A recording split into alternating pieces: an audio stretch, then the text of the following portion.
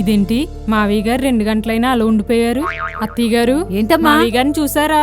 హాల్లో ధ్యానం చేస్తూ ఉండిపోయారు. అవునా? ఏంటోనమ్మా, ఈ మనిషితో పడలేకపోతున్నాను. ఏవేవో చేస్తుంటారు. ఆయనకున్న చేదస్తాలు ఈ ప్రపంచంలో ఎవ్వరికే ఉండవు. ఏం చేస్తాం? కట్టుకున్నాక తప్పుద్దా?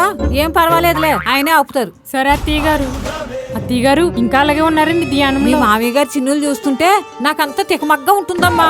లేపలేక కాదమ్మా, నా ధ్యానం చెడగొట్టేవని శాపనార్థాలు పెడతారు. నాకెందుకో భయంగా ఉందండి. ఎందుకమ్మా మనం భయపడ్డాం? ఆయన చేసే వింత చేష్టలన్నీ చూసి నీకేమైనా అనుమానం ఉంటే ఊపిరాడుతుందో లేదో వెళ్ళి చూసిరా. అదేంటండి అలా అంటారు? ముందు వెళ్ళి చూసిరా. సరే అత్తయ్య గారు. ఊపిరాడుతుంది. అత్తయ్య గారు ఏంటమ్మా అంత కంగారు పడుతున్నావు? ఊపిరాడుతుందా? ఊపిరాడుతుందండి. శ్వాస తక్కువగా తీసుకుంటున్నారు. ఫోన్లే అమ్మా, తక్కువ ఎక్కువ తీసుకుంటున్నారు కదా.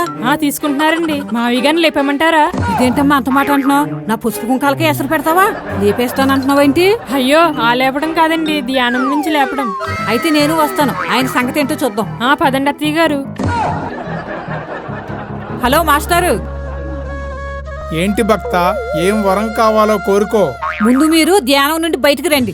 ధ్యానం పేరు చెప్పి గంటల గంటలు ఇలా కూర్చుంటారా ఏంటి? ఇక మీ ధ్యానం ఆపండి. ధ్యానం కాదమ్మా, ఇది తపస్సు.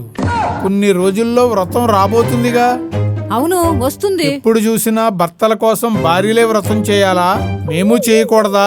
ఒకవేళ భర్తలు గాని వ్రతం చేస్తే ఆ వ్రతానికి ఏం పేరు పెట్టాలో అని తపస్సు చేస్తున్నా. ఆ తపస్సుకు మెచ్చి ఆ దేవుడు ప్రత్యక్షమైతే ఆ వ్రతానికి పేరు అడగాలని నిర్ణయం తీసుకున్నాను. పానకంలో పుడకలాగా వచ్చి నా తపస్సుకు భంగం కలిగించావు. చాలండి, ముందు భార్యలను బాగా చూసుకోండి. మాకు నచ్చినట్టు ఉంటే అదే మీరు చేసే వ్రతం.